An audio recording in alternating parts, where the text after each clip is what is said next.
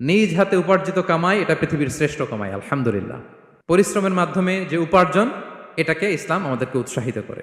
শুধু নামাজ, রোজা, জিকির এগুলো নিয়ে ইসলাম আমাদেরকে পড়ে থাকতে বলেনি। কোরআনিক অর্ডার হচ্ছে আপনার নামাজ শেষ, আপনি বেরিয়ে পড়বেন, কাজে বেরিয়ে যাবেন। ফাইদা কুদিয়াতিস সালাতু ফান্তাশিরু ফিল আরদি ওয়াবতাগু মিন ফাদলিল্লাহ। বিধানটা কার বলুন? আওয়াজ করে বলুন, বিধানটা কার?